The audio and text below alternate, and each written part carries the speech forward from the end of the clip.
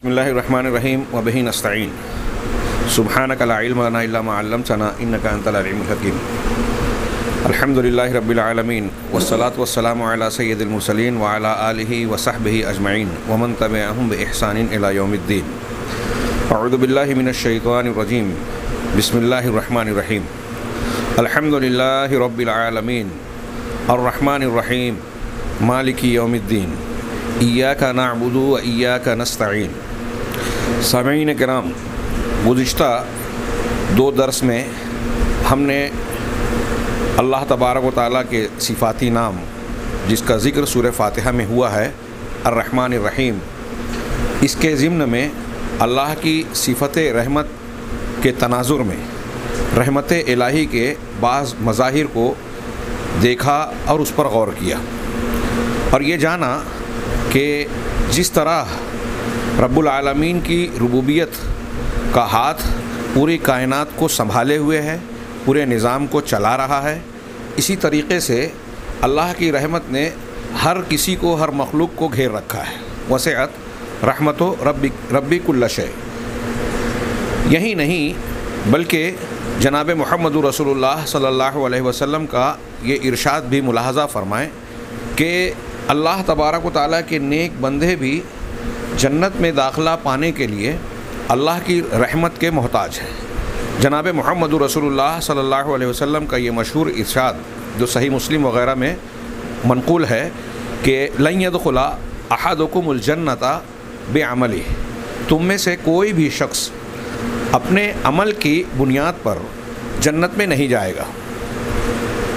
यहाँ कुछ लोग सवाल करते हैं कि कुरान की बाज़ आयात में तज़किरा है कि तुम जन्नत में अपने अमाल के बदले में दाखिल हो जाओ, खाओ पियो जो तुम दुनिया में करते थे उसके बदले में, तो उसमें और इसमें बज़ाहिर तज़ाद नज़र आता है। तो अहले इल्म ने उसका जवाब दिया कि अल्लाह की रहमत के बग़ैर तो कोई नहीं जाएगा, लेकिन अल्लाह की रहमत जन्नत में दाखिले के लिए उसका मुस्तहिक़ वो बनेगा जिसके आमाल खैर थे, जिसके नेकी का आमाल और पड़ला भारी हो। हकीकत यह है कि इंसान से जो गफलतें, कोताहियाँ, लग़ज़िशें, गुनाह और गलतियाँ सरज़द होती हैं, अगर अल्लाह तबारक व तआला बिल्कुल बारीकी से उनका हिसाब लेने लगे तो कोई शख्स कामयाबी से हमकनार नहीं हो सकेगा। जनाब मुहम्मदुर रसूलुल्लाह सल्लल्लाहु अलैहि वसल्लम ने जब ये कहा कि कोई शख्स को, किसी शख्स को उसका अमल जन्नत में दाखिल नहीं करेगा या अपने अमल की वजह से जन्नत में दाखिल नहीं होगा, तो सहाबा ने पूछा कि आप भी अल्लाह के रसूल? कहा हाँ मैं भी, इल्ला अन यतगम्मदनी अल्लाहु बिरहमतिन मिन्हु, हाँ मैं भी, इल्ला ये कि अल्लाह तबारक व तआला अपनी रहमत से मुझे ढाँप लेवे। इसका मफ़हूम मुखालिफ ये हुआ कि जो भी जन्नत में दाखिल हो रहा है वो अल्लाह की रहमत से दाखिल हो रहा है। इसका मतलब ये कि अगर अल्लाह की रहमत ना हो तो कोई भी जन्नत में दाखिल नहीं होगा, जैसा कि हदीस के पहले जुमले में कहा गया। लिहाजा हम इससे अंदाज़ा लगा सकते हैं कि एक तो आम सूरत में भी अल्लाह की रहमत हमें मुख्तलिफ़ किस्म की लज्जतें और लुत्फ़ व एहसानात से बहरावर कर रही हैं। दूसरे ये कि हमारी कामयाबी और सुरखरुई के लिए भी अल्लाह की रहमत की बेइंतहा ज़रूरत है। जो शख्स अल्लाह की रहमत से महरूम हुआ वो दुनिया में भी शकावत और बदबख्ती का शिकार होगा और आखिरत में भी नाकामयाबी का शिकार होगा। इसी वजह से कुरान और हदीस में जहाँ भी अल्लाह की लानत का तज़किरा आता है कि उन लोगों पर लानत हो, अल्लाह की लानत है जिन्होंने ऐसा ऐसा किया, तो लानत का मतलब ये होता है कि अल्लाह की रहमत से महरूम और दूर हो जाना। तो जो शख्स लानती हो जाए, मलऊन हो जाए, लानत का शिकार हो जाए, वो वाकई अल्लाह की रहमत से महरूमी का शिकार होगा और वो बहुत बदनसीब है। बहरहाल इस खुलासा कलाम ये कि अल्लाह की रहमत हर चीज़ पर हावी है और अल्लाह तबारक व तआला की रहमत इतनी वसी व अरीज़ है कि जनाब मुहम्मदुर रसूलुल्लाह सल्लल्लाहु अलैहि वसल्लम ने फ़रमाया कि अगर उसका अंदाज़ा एक काफिर आदमी को भी हो जाए तो वो ये उम्मीद बांध लेगा कि उसे भी अल्लाह तबारक व तआला जन्नत में डाल देगा, इसलिए कि उसकी रहमत इतनी कुशादा और भरपूर है। लेकिन यहाँ ये भी मलहूज़ रहे कि रहमत इलाही का ये बेइंतहा होना और उसकी ये वुसअत ये माना नहीं रखती कि रब्बुल आलमीन के कारखाने में या उसके निज़ाम में गुनाहों और गुनाहों की पकड़ नहीं है, फ़साद की इस्लाह नहीं है और अदल व इंसाफ नहीं है। इसीलिए अल्लाह तबारक व तआला ने सूरह फातिहा में अर्रहमान रहीम के बाद कहा मालिक यौमिद्दीन, कि वो अल्लाह, तमाम तारीफ़ उस अल्लाह के लिए है जो रब्बुल आलमीन है नंबर एक, और जो अर्रहमान रहीम है, रहमतों से भरपूर है। उसकी रहमतें लोगों को फ़ायदा पहुंचा रही हैं, फैज़ान दे रही हैं। और नंबर तीन ये कि वो जज़ा के दिन का मालिक है, मालिक यौमिद्दीन। कुरान की इस आयत के सिलसिले में कई क़िरतें हैं, मालिक को मलिक भी पढ़ा गया है और ये क़िरत मुतवातिरा साबिता है, यानी साबित क़िरत है। मालिक का माना हम उर्दू में भी जानते हैं, जो मिल्कियत पर इख्तियार और तसर्रुफ़ रखता है, और मलिक के माना होता है बादशाह, जो अल्लाह के नामों में से एक नाम है, मालिक भी और मलिक भी। शेख अब्दुर्रहमान बिन नासिर अस्सादी रहमहुल्लाह फरमाते हैं इस आयत की तफसीर में कि अलमालिको हुआ मन तसफ़ा बेसिफ़तिल मिल्की अल्लती मिन आसारहा अन्नहु यामुरु व यनहा व युसीबु व युआक़िब व यतसर्रफ़ु बेममालिकिही बिजमी अनवाई तसर्रुफ़ात, के मालिक वो ज़ात है जो कि मिल्क की, मिल्कियत और मालिक होने की सिफत से मुत्तसिफ़ हो, जिसके आसार और नताइज, यानी मालिक होने का नतीजा ये निकलता है, आसार और नताइज ये है कि वो ज़ात हुक्म देती है कि फ़लाँ फ़लाँ काम करो, वयनहा, और कुछ चीज़ों से मना करती है कि फ़लाँ फ़लाँ चीज़ें ना करो, फ़लाँ कामों का इर्तिकाब ना किया जाए। इसी तरीके से जब इस करने और ना करने के सिलसिले में जो लोग मुती व फरमा बरदार हैं और जो सरकश व मुखालिफ हैं, उनको सवाब या इक़ाब देता है। व युसीब व युआक़िब, सवाब देता है यानी अच्छा बदला देता है, व युआक़िब, और सज़ा देता है यानी उनके गलत कामों का उनको नतीजा भुगतना पड़ता है, उसके हुक्म से वो सज़ा देता है। और अपनी ममलूका चीज़ों में जो उसके मातहत हैं, उसके ज़ेर असर हैं, मालिक ज़ात के, उसके अपने ममलूक और ज़ेर मिल्कियत और ज़ेर मातहत चीज़ों के सिलसिले में वो हर किस्म के तसर्रुफ़ात को इख्तियार करता है, यानी जिस तरह चाहे उसको इस्तेमाल करे, हर किस्म के तसर्रुफ़ात के ज़रिए से उनको इस्तेमाल करता है, तमाम ममलूक चीज़ों को। ये मालिक ज़ात का, मालिक का माना हुआ। यहाँ मज़ीद उन्होंने तशरीह की व अदाफ़ अल मुल्क लियौमिद्दीन, और अल्लाह तबारक व तआला ने यहाँ मालिक यौमिद्दीन जो कहा कि यौम दीन का, जज़ा के दिन का मालिक है, और जज़ा का दिन यानी क़यामत का दिन, वह हुआ यौमुल क़ियामा। क्यों इस दिन की तरफ निस्बत की कि उस दिन का मालिक है, जबकि मालिक तो वो तमाम दिनों का है, रब तमाम दिनों का है, तो फिर इस दिन की खुसूसियत क्यों? चुनांचे उसकी वजाहत करते हुए कहा कि इस दिन की तरफ इजाफ़त इसलिए की कि उस दिन लोगों को उनके आमाल की जज़ा और सज़ा दी जाएगी। अगर वो अच्छा अमल है तो अच्छा बदला मिलेगा, और बुरा अमल है तो बुरा बदला मिलेगा। इसलिए भी कि इस दिन तमाम मखलूक़ात के सामने अल्लाह तबारक व तआला का कमाल मिल्कियत, उसकी सल्तनत और मालिक होना, उसका इक़्तिदार, उसकी हुकूमत, उसका अदल व इंसाफ, उसकी हिकमत तमाम लोगों के सामने बिल्कुल खुल कर वाज़े हो जाएगी। अब उसमें किसी को शक शुबे की कोई गुंजाइश नहीं रहेगी। साथ ही साथ जितनी भी मखलूक़ात हैं, क़यामत के दिन उनके यहाँ उनके जो है उनकी इख्तियारात और इक़्तिदार जो दुनिया में थे वो सारे के सारे मुनक़ते और ख़त्म हो जाएंगे। यहाँ तक कि उस दिन दुनिया के अंदर जो बादशाह और हुक्मरान थे और जो रियाया और कमज़ोर तबक़ात थे, उनमें कोई फ़र्क नहीं रह जाएगा। ग़ुलाम और आज़ाद, साहिब इक़्तिदार, हुक्मरान और रियाया, सारे के सारे बराबर होंगे। सब अल्लाह तबारक व तआला की अज़मत के सामने घुटने टेके हुए होंगे, सब के सब उसकी इज़्ज़त व किबरियाई के सामने झुके हुए होंगे, सब के सब उसके बदले के मुंतज़िर होंगे कि वो क्या फ़ैसला करता है, उसके सवाब की उम्मीद लगाए हुए होंगे और उसके इक़ाब और सज़ा से खौफज़दा होंगे। इसीलिए अल्लाह तबारक व तआला ने बतौर ख़ास उस दिन का ज़िक्र किया, वरना हकीकत यह है कि अल्लाह तबारक व तआला तमाम दिनों का अकेला और तन्हा मालिक है। ये शेख सादी हफ़िज़हुल्लाह रहमहुल्लाह ने तफ़सीर बयान की।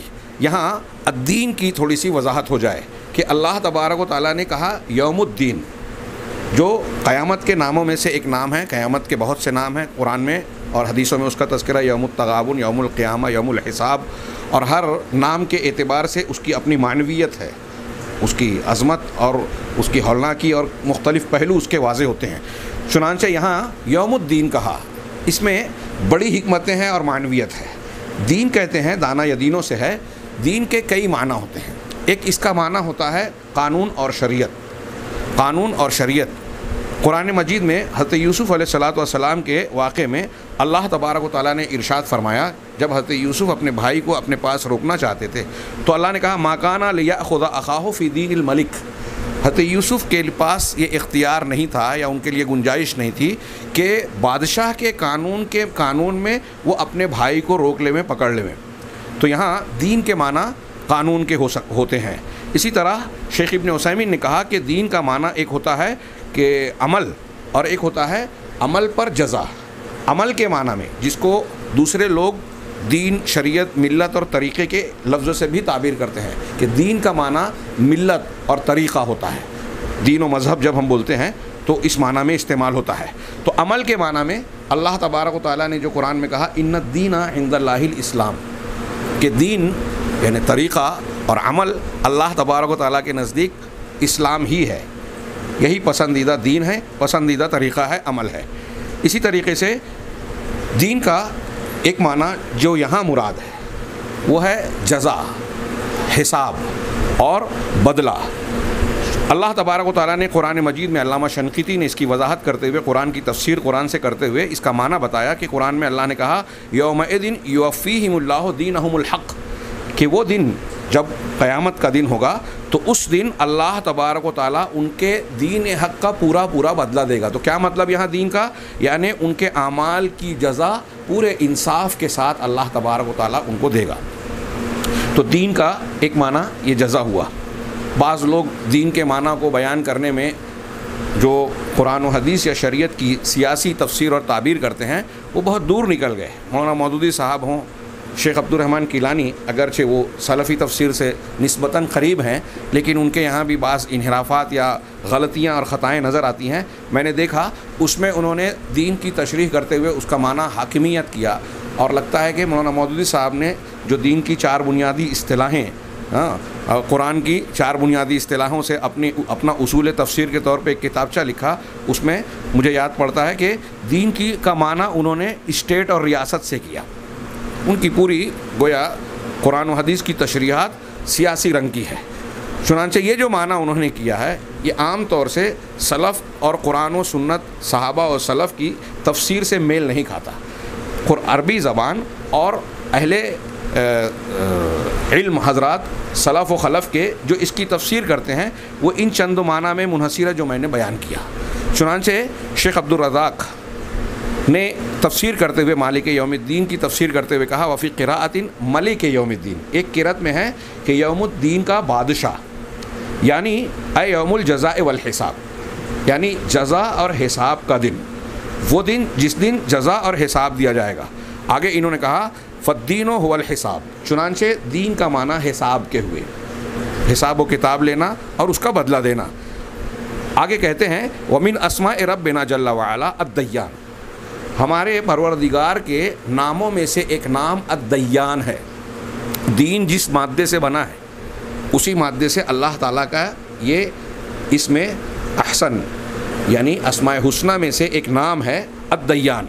अद्दय्यान का माना क्या होता है? अलमुजाजी अलमुहासिब, वो ज़ात जो जज़ा देने वाली और हिसाब व किताब लेने वाली है, अपने मुकल्लफ़ बंदों से हिसाब व किताब लेकर उनके आमाल के मुताबिक इंसाफ और के साथ जज़ा देने वाली है और जिस पर चाहता है उसके साथ फ़ज़ल व करम का मामला भी करता है। अब इसमें शेख अब्दुल रज़ाक़ ने कहा वहादा फ़ीहे अल-खौफ़ मिनल्लाहि तआला व मिन लिक़ाइही वल वक़ूफ़ बैन यदैहि। इस माना में जब हमने अल्लाह तबारक व तआला का ये नाम जाना कि अल्लाह ताला हिसाब लेने वाला है, जज़ा देने वाला है, इंसान के जो भी आमाल और करतूत हैं उसका हिसाब व किताब बारीकी से ले सकता है और लेने वाला है, बंदा जब ये जानेगा तो इन्होंने कहा कि इसमें अल्लाह ताला से खौफ का माना पैदा होगा, उससे डरना यकीनी और फितरी बात होगी कि जब बंदा ये मानेगा कि अल्लाह तबारक व तआला हमारे आमाल का हमसे हिसाब लेगा तो अल्लाह का खौफ दिल में पैदा होगा और उसकी मुलाकात से खौफ होगा, उसके सामने खड़े होने का खौफ पैदा होगा। गोया इस आयत में यौम माआद क़यामत के दिन का दोबारा ज़िंदा किए जाने का इस बात है, जो हमारे दीन के अक़ीदे की बुनियादों में से एक बुनियाद है अल ईमानो बिल यौमिल आखिर। क़यामत के दिन, आखिरत के दिन पर ईमान रखना, जहाँ हिसाब व किताब होगा और दुनिया के आमाल के एतबार से तमाम बंदों को उनका बदला मिलेगा। यहाँ इस बातें माद जब हुआ तो ये रुबूबियत रहमत के बाद अदालत है कि दुनिया में अल्लाह तबारक व तआला ने पाला पोसा, लोगों को बढ़ाया, लोगों को सारे ज़िंदगी के असबाब अता फ़रमाए, उनको अपनी रहमत से ज़बरदस्त हिस्सा अता फ़रमाया, उनकी हर ज़रूरत पूरी की, बल्कि ज़रूरत से बढ़कर लज्जत के सामान भी दिए। अब उसके बाद सब कुछ देने के बाद अल्लाह तबारक व तआला अदल व इंसाफ का मीज़ान कायम करेगा और उनके इन नेमतों के ताल्लुक़ से उनका क्या रवैया रहा है ये हिसाब व किताब लेकर उनका बदला देगा। ये बिल्कुल फ़ितरी बात है, अक़ली बात है, अक़्ल का तकाज़ा है। अल्लाह तबारक व तआला ने कुरान मजीद में इरशाद फरमाया, अफ़हसिबतुम अन्नमा ख़लक़नाकुम अबसा व अन्नकुम इलैना ला तुरजऊन। क्या तुम ऐसा समझते हो, ऐसा गुमान करते हो और तुम्हारा ख़याल ये है कि तुमको यूं ही अबस बेकार और बेमकसद पैदा कर दिया गया है और तुमको वापस लौटाया नहीं जाएगा। वह अन्नकुम इलैना ला तुरजऊन, तुम हमारी तरफ पलटाए नहीं जाओगे, लौटाए नहीं जाओगे। फ़तआल अल्लाहुल मलिकुल हक़, तो अल मलिक अल हक़ इस चीज़ से बहुत बरतर और बाला है। यानी अल्लाह के अल मलिक होने का तकाज़ा, अल हक़ होने का तकाज़ा ये है कि वो कोई काम बेकार ना करे या इंसानों को पैदा करके यूं ही छोड़ देवे, कोई हिसाब व किताब ना लेवे। ये अल्लाह तबारक व तआला की शान और उसकी खूबी के बरखिलाफ़ होगा। तो उसकी शान, अज़मत और अक़्ल व फ़ितरत का तकाज़ा है कि माद कायम हो। हम दुनिया में देखते हैं कि एक इंसान बहुत से जराइम करता है लेकिन उसको उसके गुनाहों का बदला नहीं मिल पाता। बहुत बड़ा जालिम है, 25-30 कत्ल किए, 100 और 1000 कत्ल कर डाले, हाँ, लेकिन उसको अगर कत्ल भी किया जाए तो एक ही जान को मारा जाएगा। इसी तरीके से बहुत सारे मजालिम किए, उसके जुल्म की एक शक्ल तो हम वो देखते हैं जो वक्त के और अमल के एतबार से दिखाई देती है, लेकिन उसके जुर्म की नौइयत अल्लाह जानता है। एक आदमी ने किसी आदमी से चंद रुपये की चोरी कर ली, हम ये सोचते हैं कि थोड़े से रुपयों की चोरी की, लेकिन इस चोरी के नतीजे में उस आदमी पर क्या गुजरी, क्या बीती, उसकी अगर पूरी पूंजी वही है तो वो किस तरीके से, किस मुसीबत से दो चार होता है, ये वो साहिब मामला जानता है। यही वजह है बाज़ गैर मुस्लिमों ने सत्यरत प्रकाश वगैरह में कुरान पर ये इल्ज़ाम और इतराज़ किया कि अल्लाह तबारक व तआला कुछ गुनाहों के एवज़ में हमेशा हमेश के अज़ाब का वादा और वईद सुनाता है, धमकी देता है, तो ये तो बज़ाहिर जुल्म नज़र आता है। तो मौलाना सनाउल्लाह अमृतसरी ने इसका जवाब देते हुए पहले सवाल किया कि क्या आपके वायदों में या आपके मुल्की कानून में या आपके मजहबी कानून में ऐसा है कि एक आदमी ने कोई गुनाह अगर किया है तो उस गुनाह में जितना वक्त लगा है, मिसाल के तौर पे एक आदमी ने चोरी करने में 15 मिनट लगाया है तो उसको 15 मिनट की ही सज़ा दी जाए।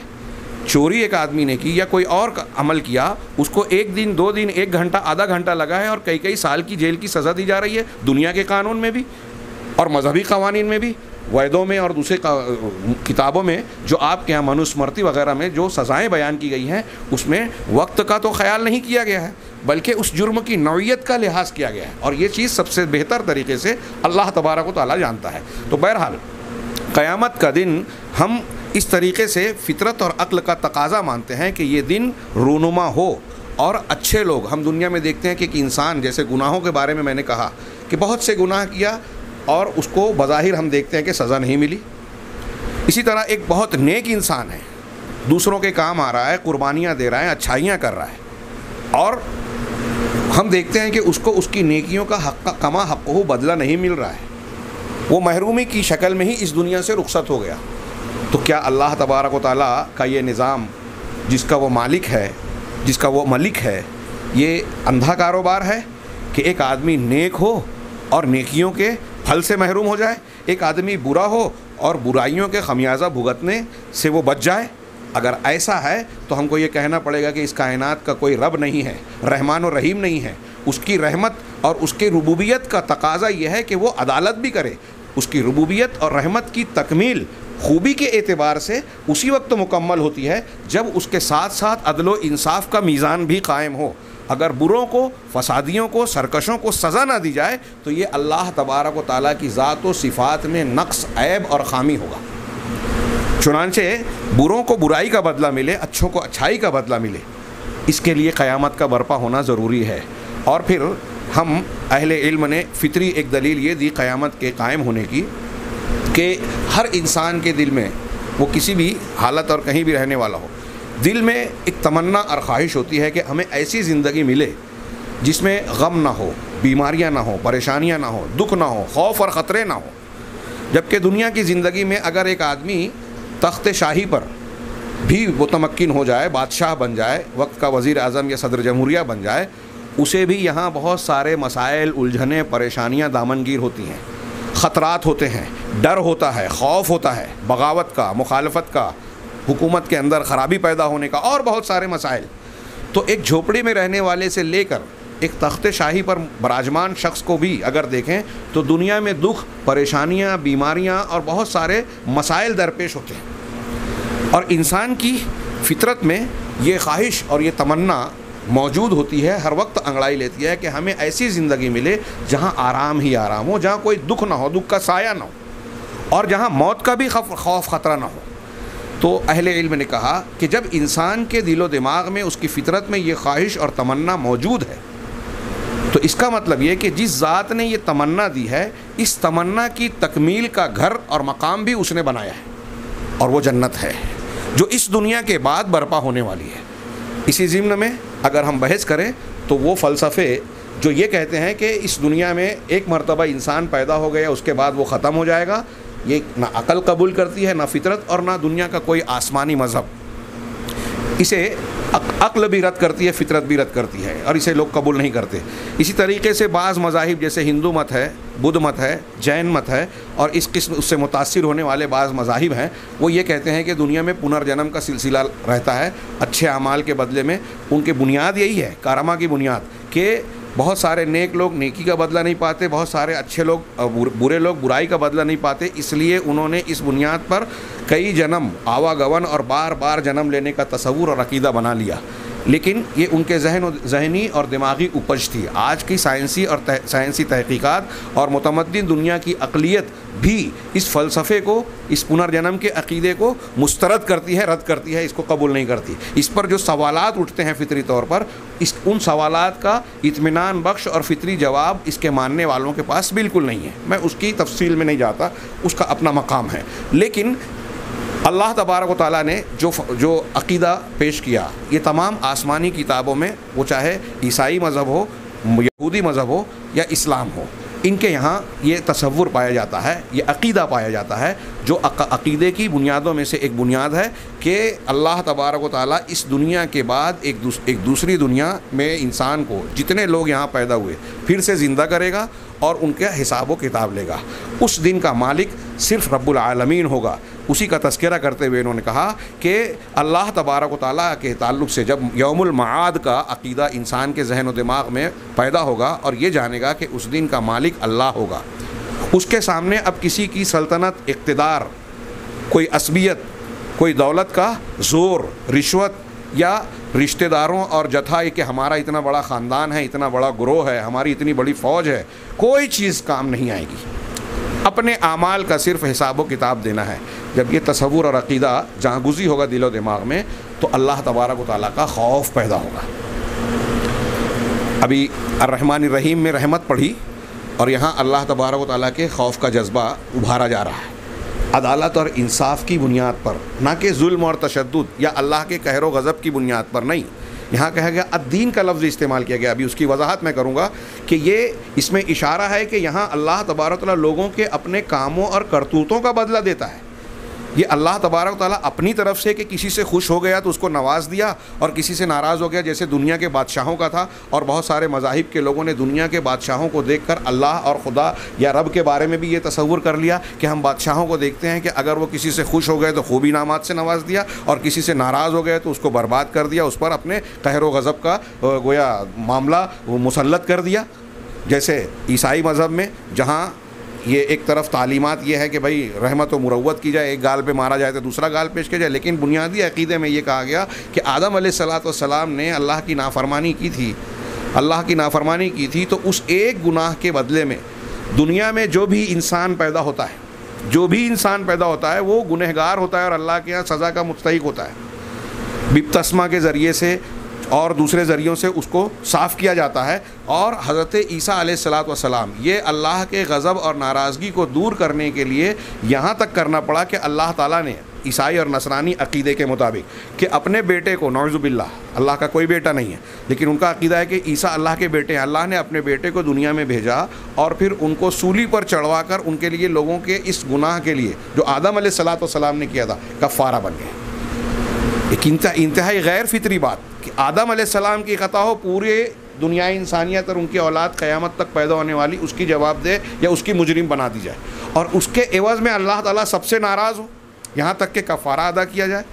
ऐसे ही बनी इसराइल और यहूदियों के तसव्वुर में इंतहाई ज़बरदस्त ये जहन व दिमाग में था कि अल्लाह तबारक व तआला कहर व गज़ब का मालिक है, उस पर कहर व गज़ब की सिफ़त गालिब है। अहले इल्म ने बयान किया कि जिस वक्त हज़रत ईसा अलैहिस्सलातु वस्सलाम आए, यहूदियों का ये अक़ीदा बड़ा जो शबाब पर था, और उनके दिमाग में ये था कि अल्लाह तबारक व तआला ने बाज़ तमसीलात में जो कहा कि बनी इसराइल को अपनी बीवी की तरह बनाए, और जिस तरह एक शौहर अपनी बीवी के हर जुर्म को बर्दाश्त करता है, लेकिन ये बर्दाश्त नहीं करता कि वो किसी दूसरे मर्द से मोहब्बत और ताल्लुक़ कायम करे, ऐसे ही बनी इसराइल एक कौम है जिसको अल्लाह ने अपना बीवी की तरह अपना लिया है। अब उसकी बेवफ़ाई और अल्लाह तबारक व तआला से रूगर्दानी उसकी ऐसी बेवफ़ाई है जैसे बीवी शौहर से बेवफ़ाई करे। चुनांचे अल्लाह उससे सख्त नाराज़ हुआ, और इस नाराज़गी की वजह से उन पर मुख्तलिफ़ किस्म के अज़ाब, फसाद और मुख्तलिफ़ किस्म के आफ़तें मुसल्लत करता रहता है। दूसरी कौमों में भी ये तसव्वुर था। यही वजह से मैंने इससे पहले ज़िक्र किया कि जहाँ वो गज़बनाक हो रहा है बादशाहों की तरह अल्लाह ताला, तो उसको बलि और कुर्बानी देकर उसके गज़ब को ठंडा किया जाए और अपनी मुराद मांगी जाए नज़र व नियाज़ के ज़रिए से। तो ये तसव्वुर जो था, इसको मिटाकर इस्लाम ने ये पेश किया कि अल्लाह तबारक व तआला की कहर व गज़ब उस पर गालिब नहीं है, बल्कि रहमत गालिब है, अर्रहमान रहीम के ज़रिए से। और जहाँ तक गुनाहों की सज़ा का मामला है, तो वो इसलिए है कि ये अदालत और इंसाफ का तकाज़ा है। अल्लाह की रुबूबियत और रहमत नाक़िस रहती, अधूरी रहती, उसमें कमी रहती अगर अदालत भी साथ में ना जुड़े, क्योंकि अदालत ही के ज़रिए से कायनात का निज़ाम कायम है। वबिल अदल क़ामतिस समावात वल अर्ज़, मौलाना अबुल कलाम आज़ाद ने बड़ी तफसील से और बहुत प्यारी बहस की है और बयान किया कि दुनिया की कोई भी चीज़ देखिए, जब तक उस चीज़ में तवाज़ुन होगा, उसमें तनासुब होगा, तो वो चीज़ ठीक ठाक होती है। हाँ, अगर उसमें किसी चीज़ की गड़बड़ी हो जाए, आप खाना पकाते हैं, अगर उसमें मिर्च ज़्यादा हो जाए, नमक ज़्यादा हो जाए, या कोई एक चीज़ कम हो जाए मसाले में, इसमें उसमें, तो उसकी लज्जत बिगड़ जाती है। एक ख़ास तनासुब जब रहेगा तभी वो लजीज़ खाना होगा। ऐसे ही हमारे जिस्म में अगर अखलाक एक बिल्कुल तनासुब के साथ है, मौजूनियत के साथ है, अखलात अरबा, तो हमारी सेहत ठीक ठाक रहती है। अगर उसमें बिगाड़ पैदा हो जाए तो आदमी बीमार हो जाता है, और ज़्यादा कमी बेशी हो जाए तो आदमी मौत का शिकार हो जाता है। इसी तरह कोई भी मशीन देखिए, कोई दुनिया की कोई भी चीज़ देखिए जो काम करने वाली है, हर चीज़ में आपको तनासुब, एतदाल नज़र आएगा। यहाँ अगर एतदाल न रहे, सूरज एक ख़ास दूरी पर है, अगर उस सूरज की दूरी में कुछ कमी बेशी कर दी जाए तो दुनिया की ज़िंदगी अजीरन हो जाएगी। यहाँ मामलात और मौसम बिगड़ जाएंगे, जीना दोभर हो जाएगा, सारे मामलात। तो पता चला कि आसमान, ज़मीन, पेड़ पौधे, जितनी भी चीज़ें कायनात में पाई जाती हैं, सब के अंदर एतदाल है। अल्लाह तबारक व तआला ने कुरान में फरमाया, वलक़द अरसलना रुसुलना बिलबय्यिनात व अंज़लना मअहुमुल किताब वल मीज़ान लियक़ूमन नासु बिल क़िस्त। हमने अपने रसूलों को अलबय्यिनात, खुली दलीलों, वाज़ेह निशानियों के साथ भेजा, और उनके साथ अल किताब नाजिल की। वह अंज़लना मअहुमुल किताब, उनके साथ हमने किताब नाजिल की। सिर्फ किताब ही नाजिल नहीं की, आगे कहा वल मीज़ान, और अल मीज़ान भी नाजिल किया, जिसका तर्जुमा हम तराजू करते हैं, और अल मीज़ान भी उर्दू में बोला जाता है। ये मीज़ान क्यों कायम किया? लियक़ूमन नासु बिल क़िस्त, ताकि लोग इंसाफ कायम करें। वस्समा रफ़अहा व वज़अल मीज़ान, अल्लाह ने मीज़ान मुकर्रर किया। तो इस कायनात में जो मीज़ान मुकर्रर है, वो हर चीज़ को तवाज़ुन और तनासुब के साथ एतदाल पर रखे हुए है। इसी वजह से ये निज़ाम चल रहा है। जब ये एतदाल या तनासुब बिगड़ेगा तो ज़लज़ला आएगा, तूफ़ान आएगा, सुनामी आएगी, बीमारियाँ आएगी, हाँ, क़यामत आ जाएगी, सारा निज़ाम दरहम बरहम हो जाएगा। जिस चीज़ में एतदाल ना हो उसका निज़ाम दरहम बरहम हो जाएगा। लिहाजा अल्लाह तबारक व तआला की रहमत का तकाज़ा हुआ कि इंसाफ और अदालत भी हो। और जब ये तसव्वुर रहमत और रहमान और रहीम के जानने के बाद, जब हम दिलो दिमाग में ये बताएंगे कि वो मालिक यौमिद्दीन है, जज़ा का दिन जो बर्पा होने वाला है, उस दिन सारे आमाल के का हिसाब व किताब होगा हमारे, और उसके एतबार से मालिक यौमिद्दीन, मलिक यौमिद्दीन जो बादशाह है, सारे बादशाहों का बादशाह है, वो फ़ैसला करने वाला है। जब ये अक़ीदा होगा तो इंसान के दिल में खौफ पैदा होगा। ये अभी मैं शेख अब्दुल रज़ाक़ के तफसीर के 2-3 जुमलों में से बीच में रुक गया हूँ। अब इस जुमले की मज़ीद वजाहत के लिए एक मुफस्सिर, रूहुल मानी के मुफस्सिर आलूसी साहब का एक कौल पेश करूँ, बड़ा प्यारा है। उन्होंने अल्हम्दुलिल्लाह रब्बिल आलमीन से मालिक यौमिद्दीन के पूरे मरबूत अंदाज में जोड़ा कि तमाम तारीफ़ अल्लाह के लिए है। क्यों अल्लाह के लिए है? इसलिए कि वो अल्लाह है। उनके अल्फाज जो मेरा ही तर्जुमा किया हुआ है अल-कुरान व तदब्बुरुन व अमल की शक्ल में, जो जामिया मुहम्मदिया से शाया हुआ, उसमें वो कहते हैं गोया मालिक अल्हम्दुलिल्लाह रब्बिल आलमीन से मालिक यौमिद्दीन तक तीनों को मिलाकर वो कहते हैं कि गोया अल्लाह सुब्हानहू व तआला कह रहा है कि ऐ मेरे बंदो, अगर तुम ज़ाती और सिफ़ाती खूबियों की बुनियाद पर हम्द व सताइश और अज़मत व बड़ाई करना चाहते हो, यानी इसलिए तारीफ़ करना चाहते हो किसी की कि उसके अंदर ज़ाती खूबियाँ हैं, अच्छाइयाँ हैं, बड़ाइयाँ हैं, तो अल्लाह कह रहा है कि मेरी तारीफ़ व तौसीफ़ बयान करो, इसलिए कि मैं ही अल्लाह हूँ, मैं ही अल्लाह हूँ। अगर तारीफ़ व ताज़ीम की वजह एहसान व करम और परवरिश व देखभाल है, हाँ, और बख्शिश व इनाम है, तब भी मेरी ही तारीफ़, तो मैं ही रब्बुल आलमीन यानी सारे जहानों का परवरदिगार हूँ, तब भी मेरी ही तारीफ़ करो, यानी तारीफ़ का हक़दार मैं ही हूँ। और अगर ये मुस्तक़बिल में किसी ख्वाहिश व उम्मीद के लिए हो, यानी आप तारीफ़ इसलिए करना चाहते हो किसी की कि तारीफ़ करके मुस्तक़बिल में आपकी कोई उम्मीद पूरी हो जाए, कोई काम बन जाए और मुसीबतों से बच जाएं, अगर मुस्तक़बिल की किसी उम्मीद और बख्शिश की वजह से तारीफ़ हो, तो बेशक मैं रहमान व रहीम भी हूँ, यानी बे इंतहा रहमत वाला और नहायत मेहरबान हूँ। और अगर ये हम्द व ताज़ीम अल्लाह की अगर तारीफ़ व तौसीफ़ खौफ की वजह से है, अगर डर की वजह से आप किसी के डर से बचने के लिए, किसी का डर है और आप उसके खौफ से, उसके पकड़ से बचने के लिए उसकी तारीफ़ कर रहे हो, तो मैं ही रोज़ जज़ा का मालिक भी हूँ, यानी मालिक यौमिद्दीन हूँ, लिहाजा इसीलिए मेरी तारीफ़ करो। तो अब इसको यूँ जोड़ें कि तमाम तारीफ़ अल्लाह के लिए है। सूरह फातिहा में जो पहला जुमला कहा गया, क्यों अल्लाह के लिए? इसलिए कि वो अल्लाह है, ज़ुल उलूहिया है, इसलिए कि वो रब्बुल आलमीन है, इसलिए कि वो अर्रहमान रहीम है, इसलिए कि वो मालिक यौमिद्दीन है। तारीफ़ के जितने पहलू हो सकते हैं, जितनी वजूहात हो सकती हैं, वो अल्लाह तबारक व तआला की ज़ात में सिमटी हुई हैं। और यही उसकी जो 3 सिफ़ात बयान की गई है कि वो अल्लाह है, रब्बुल आलमीन है, और रहमान है, रहमत वाला है, और तीसरा ये कि अदल व इंसाफ़ करने वाला। चौथी बात ये हो गई, अल्लाह को जोड़कर ये सारी चीज़ें मिलाएं तो अल्लाह तबारक व तआला की ज़ात और सिफ़ात का जो तसव्वुर कुरान देना चाहता है, जो अक़ीदा लोगों से मतलूब है, उसकी पूरी एक भरपूर शक्ल पैदा हो जाती है। ये कुरान सिर्फ सूरह फातिहा में अल्लाह तबारक व तआला के इन नामों और सिफ़ात पर अगर इंसान गौर करेगा तो अल्लाह तबारक व तआला के मुतालिक वो अक़ीदा बन जाएगा कि बिल्कुल सही और ठीक अक़ीदा होगा, जिसके ना होने की वजह से दुनिया के दूसरे मज़ाहिब के लोग और मुसलमानों में भी बहुत सारे सलफ़ के तरीक़े से मुनहरिफ होने वाले लोग गुमराही का शिकार हो गए और अल्लाह तबारक व तआला की उलूहियत और रुबूबियत के सिलसिले में दूसरों को शरीक कर बैठे। इशराक और तअद्दुद इलाह के अक़ीदे में जो गुम हो गए, वो उसकी वजह यही है कि अल्लाह ताला की सूरह फातिहा में बयान की हुई इन सिफ़ात और इन नामों को भी उन्होंने ठीक से नहीं समझा। कुरान में तो बहुत तफसील से ये इन बातों को बयान किया गया है।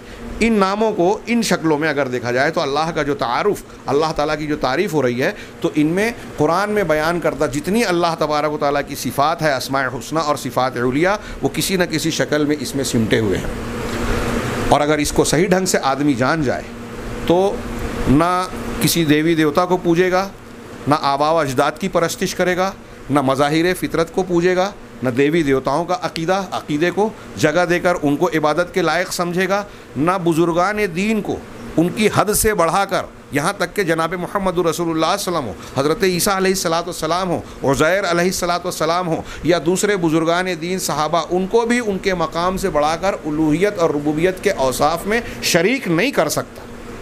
ये अल्लाह के रसूल फरमा रहे हैं कि मुझको भी अगर अल्लाह की रहमत न मिले तो मैं भी अपने अमल की वजह से जन्नत में नहीं जा सकता। इससे बढ़कर तौहीद की दलील क्या हो सकती है? कि वो रब है, वो रहमान और रहीम है, वो मालिक यौमिद्दीन है। और मालिक यौमिद्दीन अभी आगे तशरीह में आने वाला है कि अल्लाह, बुखारी और मुस्लिम की हदीस है कि क़यामत के दिन अल्लाह तबारक व तआला अपनी पूरी ज़मीन को अपनी मुट्ठी में लेगा और आसमानों को अपने दाहिने हाथ में लपेटेगा। कुरान में भी ये मजमून मौजूद है और बुखारी मुस्लिम की हदीसों में भी। और कहेगा अनल मलिक, मैं हूँ बादशाह, मैं हूँ बादशाह। ऐना मुलुकुल अर्ज़, ज़मीन के बादशाह कहाँ हैं?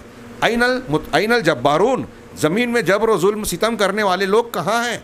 ऐनल मुतकब्बिरून, तकब्बुर करने वाले, अपनी बड़ाइयाँ हाँकने वाले लोग कहाँ हैं? आज उनकी बड़ाइयाँ कहाँ गई?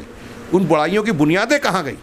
इसका मतलब क्या हुआ कि रब्बुल आलमीन क़यामत के दिन तन्हा अपनी अज़मतों की किबरियाई के साथ जलवा अफरोज़ होगा और उसकी मिल्कियत और मालिकियत लोगों के सामने बिल्कुल खुल कर आ जाएगी। उस वक्त सारे लोग जान जाएंगे कि अल्लाह तबारक व तआला के सामने किसी का कोई बस चलने वाला नहीं है। अल्लाह तबारक व तआला ने इसी आयत की तफसीर में अल्लामा इब्न कसीर ने कुरान की तफसीर कुरान से करते हुए कहा कि उस दिन को बतौर ख़ास निस्बत की कि अल्लाह ताला उस दिन का मालिक है। तो उसकी तफसीर करते हुए ज़िम्नन ज़िक्र किया कि कुरान ने यह मज़मून ज़िक्र किया कि अल्लाह तबारक व तआला के सामने मखलूक़ात में से कोई भी ज़बकोशाई करने की भी जुर्रत नहीं करेगा।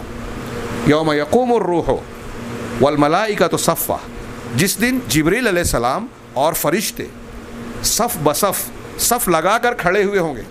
कौन? हज़रत जिब्रील। कौन? फरिश्ते। ये जिब्रील और फरिश्ते कैसी मखलूक हैं हम जानते हैं। कुरान और हदीस ने इनका तारुफ़ और इनके औसाफ़ जो बयान किए, इनसे गुनाह नहीं होता। ये अल्लाह तबारक व तआला की पाकीज़ा मखलूक हैं, नूर से बनाए हुए मखलूक हैं। इनसे ये अल्लाह तबारक व तआला के अहकामात की कोई सरताबी कभी नहीं करते, उसके हुक्म से बाहर नहीं। लेकिन ये भी दहशत ज़दा और खौफज़दा होकर अल्लाह ताला के सामने सफ़ बसफ़ खड़े होंगे, सब लगाकर। यौम यक़ूमुर रूह वल मलाइकतु सफ़्फ़ा ला यतकल्लमून, कोई बोलेगा नहीं, बात नहीं करेगा, लबकुशाई नहीं कर पाएगा। इल्ला मन अज़न लहुर रहमान, सिवाय उसके जिसको अर रहमान इजाज़त देवे। गौर कीजिए, नबी करीम सल्लल्लाहु अलैहि वसल्लम हो, अम्बियाए कराम हो, फरिश्ते हों, कोई भी अल्लाह की इजाज़त के बग़ैर बात भी नहीं कर सकता। तो अल्लाह की इजाज़त के बग़ैर किसी की बख्शिश करवा लेंगे, किसी को माफ़ करवा लेंगे, किसी के लिए वसीला बन जाएंगे। कुरान की इन आयात और इन मज़ामीन को जानने के बाद अगर कोई ऐसे गलत अक़ीदे का शिकार है तो वाकई वो अपने आप को महरूमी का शिकार बना रहा है। वो कुरान की तालीमात से अपने आप को दूर किए हुए है। उसे चाहिए कि इन मज़ामीन पर गौर करे। अल्लाह तबारक व तआला ने फरमाया यौम यक़ूमुर रूह वल मलाइकतु सफ़्फ़न ला यतकल्लमून इल्ला मन अज़न लहुर रहमान व क़ाल सवाबा। जब रहमान इजाज़त भी देगा तो वो दुरुस्त बात कहेगा, मुनासिब बात कहेगा। किसी मुशरिक के लिए, ऐसे बिदती के लिए जो शिर्क और कुफ्र का इर्तिकाब करता था, उसके लिए सिफारिश नहीं कर सकेगा।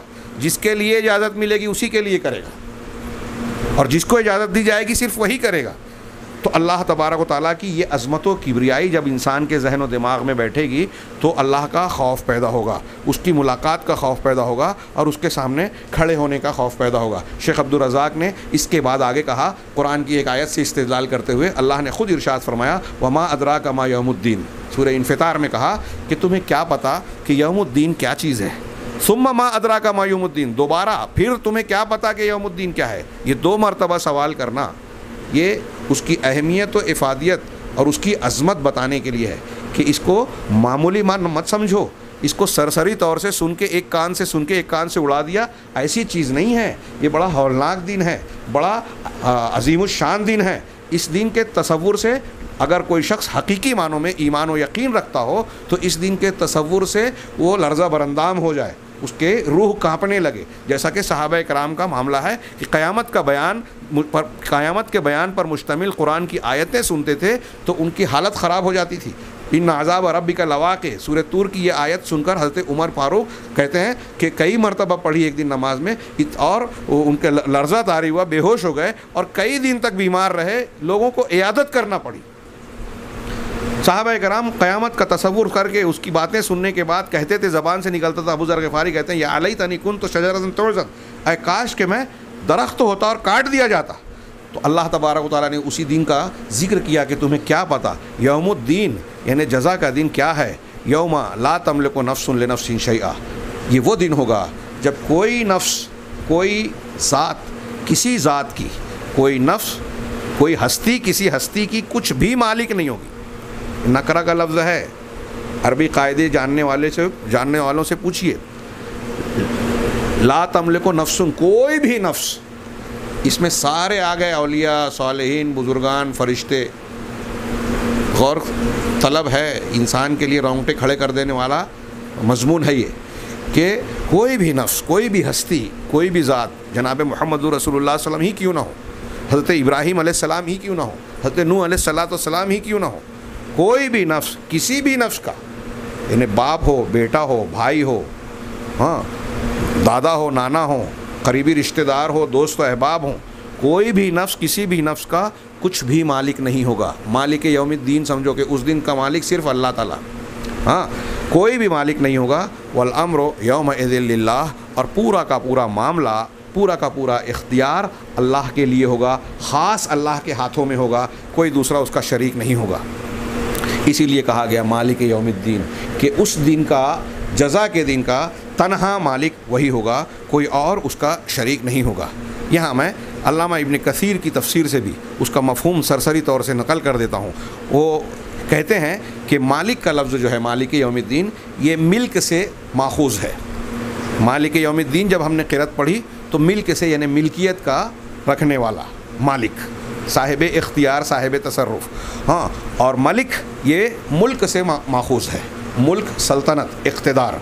जैसा कि अल्लाह तबारक व तआला ने कुरान मजीद में मुल्क के इस बात में कुरान में बहुत सारी जगहों पर कहा। इन्होंने 2-3 आयतों को नकल किया। जैसे एक आयत ये कि लिमनिल मुल्कुल यौम, क़यामत के दिन सवाल करेगा अल्लाह ताला कि आज के दिन मुल्क और सल्तनत, इक़्तिदार और इख्तियार किसके लिए, किसके हाथ में है? हाँ, तो जवाब मिलेगा लिल्लाहिल वाहिदिल क़हार, अल्लाह के लिए जो अकेला और तसल्लुत रखने वाला है, सब पर इख्तियार रखने वाला है। पूरे कहरो इख्तिदार का मालिक जो है, तन्हा और अकेला अल्लाह, इसमें उसका कोई शरीक नहीं है। लिल्लाह, अल्लाह, सिर्फ अल्लाह के लिए, किसी रसूल के लिए उसमें शिरकत नहीं है, किसी फ़रिश्ते की शिरकत नहीं है, किसी वली पीर और फ़लाँ की शिरकत नहीं है। अल्लाह के लिए सारा इख्तिदार, इख्तियार होगा। इसी तरह सूरह फ़ुरक़ान की आयत में अल्लाह ताला ने इरशाद फरमाया, अल मुल्कु यौमइज़िनिल हक़्क़ु लिर्रहमान, उस दिन जब ये क़यामत का दिन बरपा होगा तो उस दिन हकीकत में मुल्क और सल्तनत, इक़्तिदार और साहिब इख्तियार सिर्फ़ अल्लाह होगा, मुल्क और सल्तनत सिर्फ़ रहमान के लिए होगी। वकाना यौमन अलल काफ़िरीन असीरा, और ये वो दिन होगा जो काफिर के लिए बहुत सख्त होगा, काफिर के लिए बड़ा सख्त दिन होगा, क्योंकि उसके लिए नाकामयाबी और अपने कुफ्र का खमियाजा भुगतने वाला दिन होगा। आगे अल्लामा इब्न कसीर कहते हैं एक अपनी तफसीर में कि तख़सीसुल मुल्क बियौमिद्दीन, के मुल्क और सल्तनत की या मालिक होने की तख़सीस ख़ास उस दिन के लिए, अल्लाह के लिए करना, कि अल्लाह ताला के क़यामत के दिन का मालिक होगा जबकि वो सारे दिनों का मालिक है, तो तख़सीस के साथ उसी का जिक्र क्यों किया गया? तो उन्होंने कहा कि इससे ये माना पैदा नहीं होता, कोई ये माना ना समझे कि दूसरे दिनों का मालिक अल्लाह नहीं है।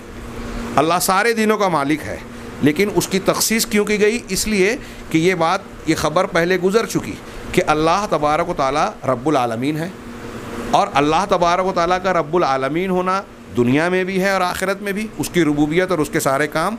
लेकिन यहाँ बतौर ख़ास अल्लाह तबारक व तआला की तरफ यौमुद्दीन की जो निस्बत की गई, वो इसलिए की गई कि उस दिन कोई भी शख्स जो है, हाँ, कुछ भी अल्लाह ताला के मुकाबले में किसी भी सल्तनत और मुल्क का दावेदार नहीं होगा। वो दुनिया में कितना बड़ा भी बादशाह कहलाता हो, कैसा भी साहिब इख्तिदार, साहिब मिल्क रहा हो, लेकिन अल्लाह के सामने वहाँ कोई दावा नहीं कर सकेगा, और ना ही अल्लाह की इजाज़त के बगैर वहाँ कोई ज़बान खोल सकेगा, बात कर सकेगा। जैसा कि अल्लाह ताला ने इरशाद फरमाया, यौम यक़ूमुर रूह वल मलाइकतु सफ़न, ये आयत मैंने अभी पढ़ी थी। हज़रत इब्न अब्बास रज़ी अल्लाह तआला अन्हु की रिवायत उन्होंने नकल की। वो कहते हैं कि मालिक यौमिद्दीन की तशरीह करते हुए हज़रत इब्न अब्बास कहते हैं कि अल्लाह ये कह रहा है कि ला यमलिकु अहदुम माअहू फ़ी ज़ालिकल यौम हुक्मन लिमुल्किहिम फ़िद दुनिया, कि क़यामत के दिन फ़ैसले के मामले में कोई भी शख्स अल्लाह तबारक व तआला के इख्तियार में किसी भी तरह का शरीक नहीं होगा, या किसी को कोई इख्तियार हासिल नहीं होगा, जैसे कि उनको दुनिया में इख्तियार हासिल था। आज हम और आप, हम बादशाह नहीं हैं, हुक्मरान नहीं हैं, लेकिन हमें भी कुछ इख्तियारात है, अल्लाह तबारक व तआला ने छूट दे रखी है, क्योंकि ये दारुल इम्तिहान है। अगर यहाँ अल्लाह तबारक व तआला खैर और शर दोनों की छूट हमें ना देता, तो इस छूट के ना होने पर गोया इम्तिहान ही ना होता, हम मजबूर महज नहीं हैं। अल्लाह तबारक व तआला ने गोया हमें छूट दे रखी है। और इस बुनियाद पर हमें दुनिया में इख्तियारात हासिल है। और हर शख्स अपने घर के सिलसिले में जहाँ जिसको जो इख्तियार हासिल है, गोया वो उसका हाकिम है, मालिक है, मलिक है, जिस मामले में उसको इख्तियार हासिल है। और जैसे जैसे इंसान का दायरा इख्तियार व इक़्तिदार बढ़ता जाता है, वैसे वैसे उसकी हुक्मरानी बड़ी होती जाती है। अब एक आदमी जो है रियासत का, कोई बड़े मुल्क का हाकिम बन जाए, बादशाह बन जाए, तो उसकी सल्तनत बढ़ जाती है, उसको हम बादशाह कहते हैं, हाकिम कहते हैं। तो दुनिया में जो भी इख्तियार और हुक्म का इंसान को यारा था या इख्तियार और छूट हासिल थी, अब हज़रत इब्न अब्बास ये कहना चाह रहे हैं कि कोई भी शख्स अल्लाह के साथ कोई भी इख्तियार नहीं रखेगा जैसे कि दुनिया में वो अपने इख्तियारात रखते थे फ़ैसले के सिलसिले में। वो कहते हैं कि वयौमुद्दीन यौमुल हिसाब लिल खलाइक, कि यौमुद्दीन का मतलब है मखलूक़ात के लिए हिसाब का दिन, और वो क़यामत का दिन है जिसमें अल्लाह तबारक व तआला लोगों के आमाल का बदला देगा। इन खैरन फ़खैरुन, अगर अच्छा अमल है तो अच्छा बदला, व इन शर्रन फ़शर्रुन, और अगर बुरा बदला है तो बुरा अमल है तो बुरा बदला देगा, सिवाय उसके जिसको अल्लाह तबारक व तआला माफ़ी दे देवे और अपने अफ़्व दरगुज़र के दामन में जगह दे देवे। इसी तरीके से ये नकल करने के बाद अल्लामा इब्न कसीर कहते हैं कि हज़रत इब्न अब्बास ने जो तफसीर की बयान किया, ऐसी ही बात उनके अलावा सहाबा, ताबईन और सलफ़ कहते हैं, और ये बात ज़ाहिर है, मतलब ये सलफ़ की तफसीर के मुताबिक है। आगे चंद सतूर के बाद वो कहते हैं कि वल मलिक फ़िल हक़ीक़त हुवा अल्लाह। अल मलिक यानी बादशाह हकीकत में अल्लाह ताला ही है। कुरान में अल्लाह ताला ने कहा हुवा अल्लाहुल्लज़ी ला इलाहा इल्ला हु अल मलिकुल कुद्दूसुस सलामुल मुमिनुल, कि अल्लाह ही है जिसके सिवा कोई माबूद बरहक नहीं, वही अल मलिक है। अल्लाह के सिवा कोई इबादत के लायक क्यों नहीं है? इसलिए कि अल मलिक वही है। कायनात में बादशाहत करने वाली हकीकी ज़ात उसी की है, उसी का फ़ैसला चल रहा है। वो मौसमों पर, कायनात की तदबीर पर, दिन और रात के निज़ाम पर, सूरज चाँद सितारों पर, सारी चीज़ों पर अपना इख्तियार और तसल्लुत रखता है। लिहाजा हकीकी अल-मलिक वही है। दुनिया के बादशाह बहुत महदूद इख्तियार रखते हैं, अपनी बादशाहत में दूसरों के मोहताज होते हैं, वज़ीरों के, सिपाहियों के, दरबारियों के, मुआविनीन के। अल्लाह तबारक व तआला को किसी की कोई एहतियाज नहीं है, वो तन्हा सारे कायनात का मालिक है, और उसका ये वो ऐसा अल-मलिक है कि वो किसी चीज़ को करना चाहे तो सिर्फ़ कुन कहना काफ़ी होता है, उसको किसी सल्तनत को, उसको किसी का डर भी नहीं है। चुनांचे अल-मलिक वही है। और सहीहैन में यहाँ एक हदीस का जिक्र करें, बुखारी मुस्लिम की एक हदीस है, हज़रत अबू हुरैरा अल्लाह के नबी सल्लल्लाहु अलैहि वसल्लम से रिवायत करते हैं, आपने फरमाया कि इन्ना अख़ना इस्मिन इंदल्लाह रजुलुन तसम्मा बिमलिकिल अमलाक, कि अल्लाह के नज़दीक बदतरीन, इंतहाई घटिया और बुरा नाम क्या है कि कोई शख्स अपना नाम मलिकुल अमलाक रखे, बादशाहों का बादशाह।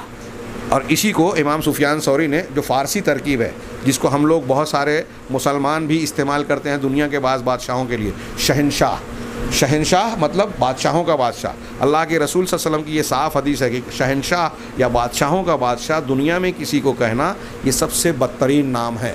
इसी से इस्तेदलाल करते हुए शेख मोहम्मद बिन अब्दुल वहाब ने अपनी किताब तौहीद में ये जिक्र किया है कि इसी तरह काज़ीउल क़ुज़ात, काजियों का काजी, बादशाहों का बादशाह, या इस किस्म की हाकिमों का हाकिम, इस किस्म की ताबीर इंसानों के लिए या मखलूक के लिए इस्तेमाल करना ठीक और दुरुस्त नहीं है, बल्कि अल्लाह के जनाब में, अल्लाह की बारगाह में इंतहाई नापसंदीदा है। इस्तेदलाल किया इसी हदीस से कि बादशाहों का बादशाह सबसे कहना, ये बुखारी मुस्लिम में है, और मुस्लिम में ये जुमला आगे का ज़्यादा है, वाला मालिका इल्लल्लाह, के मालिक अल्लाह के सिवा कोई नहीं, हकीकी मालिक सिर्फ़ अल्लाह ही है। और बुखारी मुस्लिम में ही ये रिवायत भी इन्होंने नकल की यहाँ अल्लामा इब्न कसीर ने, जो मैं चूँकि पेश कर चुका हूँ कि क़यामत के दिन अल्लाह ताला ज़मीन को अपनी मुट्ठी में लेगा, आसमानों को लपेटेगा और कहेगा कि मैं हूँ बादशाह, ज़मीन के बादशाह कहाँ हैं। ये पूरी हदीस भी नकल की। और इसी तरीके से एक बात का इन्होंने जिक्र किया, दुनिया में किसी को जो बादशाह कहा जाता है, कुरान में भी कहा गया कई आयतों में, सूरह यूसुफ़ में वहाँ बादशाह को अभी हमने पढ़ा, मा कान फ़ी दीनिल मलिक। इसी तरीके से सूरह कहफ़ में हज़रत मूसा और खज़िर के वाक़े में है, वकाना मिन वराइहिम मलिकुन, उनके आगे एक बादशाह था, या अख़ुज़ु कुल्ल सफ़ीनतिन गस्बा, हर अच्छी कश्ती को गसब करके हड़प लेता था। तो ये दुनिया में बादशाह को, किसी को अगर बादशाह कहा जाता है तो ये मजाजी तौर पर कहा जाता है। और इंसानों के लिए जो ये लफ्ज़ इस्तेमाल हुआ, तो दूसरे अल्लाह के नामों की तरह जो नाम मखलूक के लिए इस्तेमाल होते हैं तो उनका माना मखलूक के लिए ख़ास होता है, उसमें अल्लाह की मुशाबहत नहीं होती। और अल्लाह के लिए जब वो लफ्ज़ इस्तेमाल किया जाए तो अल्लाह के लिए उसका माना ख़ास होता है, उसमें मखलूक की मुशाबहत नहीं होती। तो ये चंद तफासिर हैं। अभी इसमें मालिक यौमिद्दीन में अद्दीन की तशरीह जो बहुत अहमियत की हामिल है और अल्लाह तबारक व तआला या बाज़ दीगर मज़ाहिब की और इस्लाम पर एतराज़ की बाज़ गलत फ़हमियों को दूर करने की मानवियत अपने अंदर समेटे हुए है। इंशाअल्लाह अगले दर्स में हम उसकी तशरीह देखेंगे और ये बताना मकसूद है वहाँ कि अल्लाह तबारक व तआला ने यौमुद्दीन या दीन का लफ्ज़ इस्तेमाल करके गोया ये बावर कराया कि इंसान को दुनिया में और आखिरत में जो भी बदला मिलता है वो दरअसल उसके अपने कामों का नतीजा है। यहाँ मादी चीज़ों की तरह मानवी चीज़ों में भी अल्लाह तबारक व तआला ने तासीर और ख़वास रखे हैं। जहर खाने से जैसे आदमी मरता है, 1000 साल पहले भी मरता था, आज भी मरता है।